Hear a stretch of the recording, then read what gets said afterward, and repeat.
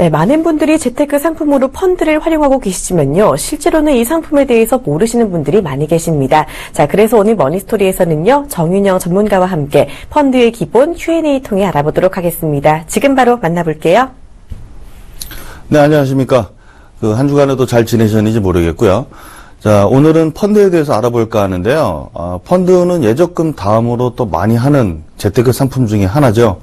그런데 대부분 이 상품 좋아요 라고 가입을 하시는 분들이 굉장히 많습니다.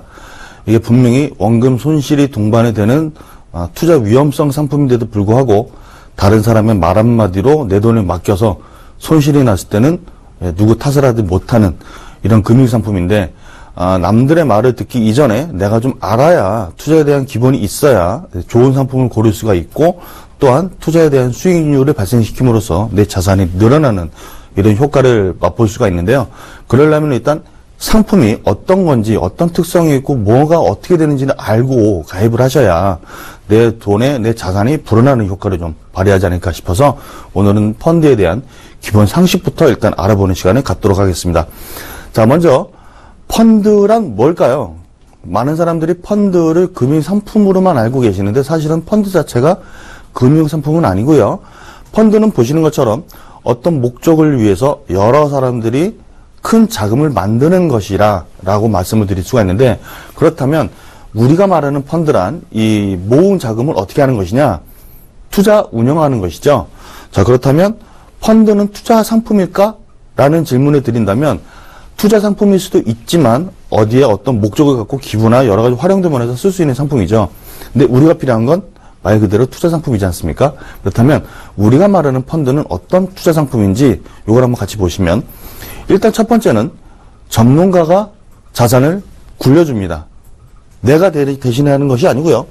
반드시 전문가, 금융 전문가겠죠. 전문가가 내 자산을 굴려주고 크게 세 가지 형태의 투자 대상을 고를 수가 있는데요.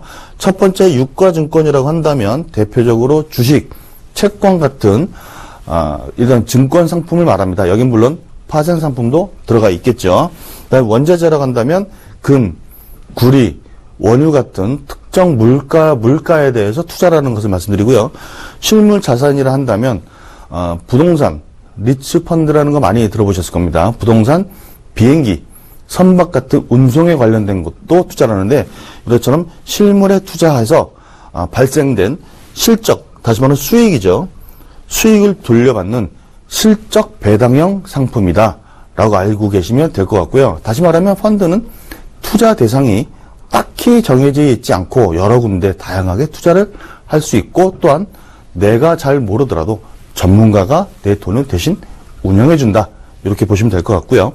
자, 그렇다면 펀드 투자 좋다라는 제가 물음표를 해놨는데 정말 좋을지 때에 따라서는 안 좋을 수도 있는데요. 일단 객관적으로 일반 펀드가 어떤 점이 좋은지 장점에 대해서 일단 확인해 보는 시간을 갖도록 하겠습니다. 자, 아까 말씀드렸죠. 전문가가 자금을 운용해준다. 내가 묻지마 투자를 하는 것보다 나보다 훨씬 이쪽 금융 쪽이나 경제 쪽에 대해서 굉장한 지식이 있고, 또한 그쪽 시장에 있으면서 여러 가지 다양한 정보를 수집해서 나보다도 더 안전하게 자금을 굴려줄 수가 있다. 단 이렇기 때문에 위탁하는 단계라 보니 아무래도 수수료는 조금 차감이 됩니다. 자, 두 번째, 소액 투자가 가능하다. 오전에 제가 주가를 좀 들여다보고 왔더니 제가 봤을 당시에 삼성전자 주가가 128만 원에서 9만 원 정도 사이로 왔다 갔다 하고 있는데요. 일반적으로 정식 펀드를 하시는 분들이 보통 30, 50, 100 이 정도의 소액을 적립식으로 간다고 한다면 내가 30만 원씩 투자해서 석 달을 해도 삼성전자 주가 하나를 살 수가 없습니다. 그런데 이 소액 투자가 가능하다는 얘기는 이 펀드에 내 자금이 들어가면 그만큼의 내 돈이 들어갔던 만큼의 지분을 갖고 올 수가 있죠. 정확하게 따지면 그 주식을 사는 것은 아니지만 그만큼의 내 지분을 취할 수가 있다. 그래서 내가 투자하지 못하는 그런 투자 대상도 내가 할 수 있다라는 장점이 있고요. 세 번째가 분산 투자가 가능하다라는 겁니다. 일반적으로 30만 원을 가지고 직접 주식 투자를 한다면 뭐 코스닥에 몇천 원짜리 주식 같은 경우는 다양하게 살 수 있겠지만 코스피에 들어가 있는 몇만 원짜리 이상의 주식은 살 수 있는 게 한계가 있죠.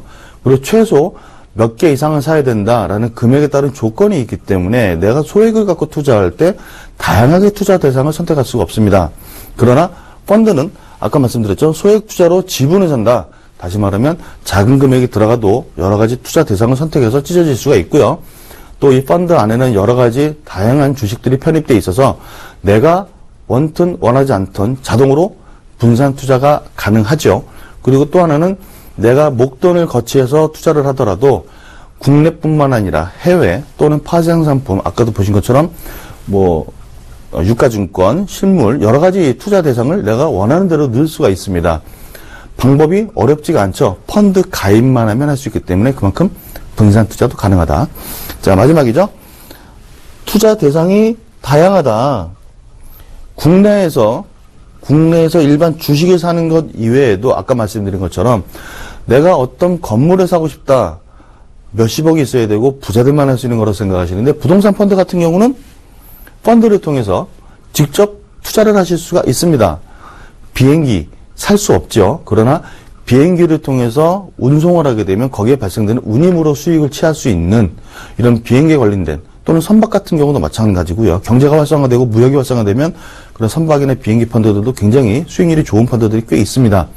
그리고 일반인들이 골드바 같은 거 사실 접근하기 힘들죠. 그러나 금 펀드 또는 금을 활용한 기업의 수익을 창출시키기 위한 간접 펀드 여러 가지 투자 대상을 내가 고를 수가 있고요. 이게 국내뿐만 아니라 해외 어느 지역에도 내가 투자를 할 수 있다는 것. 다시 말하면 투자 대상이 굉장히 다양하다. 이 점은 일반 개인 투자자로서 할 수 없는 부분이기 때문에 굉장히 좋은 점이다라고 볼 수가 있겠네요. 자, 그렇다면 펀드는 안전한가? 많은 분들이 원금 손실에 대한 불안은 있지만 이 펀드가 과연 안전한지 안전하지 못한지에 대해서는 많은 분들이 잘 모르십니다. 우리나라 분들 특히 원금 보장에 대한 니드가 굉장히 강하시죠. 그래서 은행에 가시게 되면 내 돈은 잘 굴러가는지 또한 보통 예금자 보호법에 의해서 내 돈의 한도가 5천만 원까지는 보장이 된다. 그래서 내가 넣을 수 있는 금액은 5천만 원의 한도다. 극심한 불안에 떠시는 분들도 상당히 많이 있습니다만 그렇다면 펀드는 정말 얼마나 위험할까? 이 정도는 알고 계시는 것이 좋을 것 같아서 조금 복잡하지만 이 부분은 좀 설명드릴까 합니다. 자, 펀드는 내가 자금이 들어가는 순간 크게 세 가지로 나누어서 내 자금을 관리를 합니다. 첫 번째 판매사, 보통 은행이나 증권사 또는 보험사에서 펀드를 취급을 하지요. 그러면 내 돈은 판매사를 통해서 들어갑니다. 그렇다면 내 돈은 은행에서 가입했으니까 은행에 들어가 있을까요? 아닙니다. 계약만 체결을 하고 내가 들어갔던 돈은 수탁사로 넘어갑니다. 수탁사는 어디가 될까요? 여러분들이 굉장히 좋아하시는 은행에 들어가 있습니다. 그렇다면 운용사는 뭘 하는 것이냐? 은행에 돈이 들어가면 나 돈 들어왔습니다. 운영해 주세요. 돈을 입금시키는 것이 아니라 영수증만 보냅니다. 영수증이라는 표현이 굉장히 일반적인 표현이라 많은 분들이 이해하기 쉬울 것 같아서 제가 영수증이라는 표현을 써드렸는데요. 이런 정도의 자금이 들어왔습니다라고 재무제표를 보내드립니다. 그러면 운영사에서 그만큼의 자금 여유를 갖고 투자를 합니다. 자, 그렇게 되면 어떤 효과가 발생이 되느냐? 판매사는 내 돈이 들어가는 곳이고요. 또한 내 돈이 들어간 곳은 보관이 은행, 수탁사에서 보관을 하면서 실제로 운영은 운영사에서 운영을 합니다. 그렇다면 내 돈은 다시 어떻게 나올까요? 나 다시 돈 돌려주세요. 판매사 신청하면 수탁사, 운영사를 거쳐서 돈이 이렇게 돌아 나옵니다.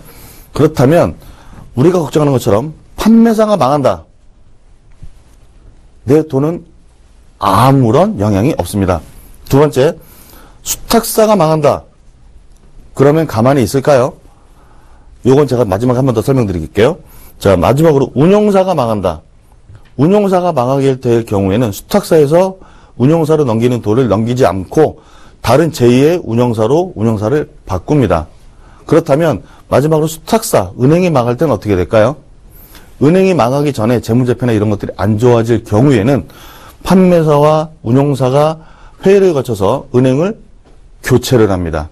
다시 말하면 수탁 판매사, 수탁사, 운영사 세 가지 금융기관이 한꺼번에 망하지 않는 이상 내 돈은 안전하다. 이럴 경우는 전쟁 나는 일 말고는 없다라고 판단하시면 되고요. 어떻게 보면 오히려 예적금보다도 안전하게 자금을 모아둘 수 있다. 이렇게 판단하시면 될 것 같아요. 자, 마지막으로 좋은 펀드란 어떤 걸까요? 굉장히 여러 가지 말들이 많고 수익이 나는 펀드가 좋다라고 말씀 많이 하시는데 재테크하면서 자산에 관리하는 입장에서는 딱 이것만 기억하시면 됩니다. 수익률이 BM지수보다 높거나 같으면 된다. 그렇다면 BM지수는 뭘까요? 펀드의 성과를 평가하기 위한 비교 기준입니다. 우리나라의 국내 주식형 펀드 그러면 대부분 뭘 따라가죠? 코스피입니다. 자, 해외 펀드 그러면 다우가 되겠고요. 뭐 중국 펀드 예, 홍콩 지수가 되겠죠. 대부분 이런 지수들과 펀드의 수익률이 비슷하거나 오히려 펀드 수익률이 좋으면 그게 좋은 펀드입니다. 하나 예를 들어서 오늘 시간을 마칠까 하는데요. 자, 많은 분들이 아는 S자산 운용의 대표적인 배당주 펀드입니다. 지금 보시면 BM 수익률이 있고 펀드 수익률이 있는데 BM이 연두색 기준으로 돼 있을 때 BM이 요 기준으로 위아래로 움직일 때 펀드의 수익률도 똑같이 빨간색이 항상 BM 지수보다 위에 있죠. 떨어질 때 같이 떨어지고 올라갈 때 같이 올라갑니다. 안 좋은 펀드들은 BM 지수는 떨어지는데 내 수익률이 올라가고 있어요. 그럼 뭔가 이상하지 않나요? 거꾸로 올라가는데 내 수익률은 떨어진다. 정말 안 좋은 펀드가 되겠죠? BM지수와 같이 움직이면서 BM지수 위에 항상 수익률이 머물러 있으면 그 펀드는 좋은 펀드다. 이렇게 하시면 되고요. 이런 것들은 어디서 보느냐? 펀드를 가입하실 때 투자 설명서라는 것이 있습니다. 그리고 많은 펀드 관리하는 회사들이 있죠. 뭐 펀드 닥터, 제로인 이런 곳에 들어가서 이 펀드를 검색해 보시면 이런 펀드들의 기본적인 사항을 알 수 있으니까요. 무작정 가입하지 마시고 꼭 정보를 확인하시고 나서 펀드를 가입하시고 수익을 발생시켰으면 좋겠습니다. 이상으로 마치도록 하겠습니다.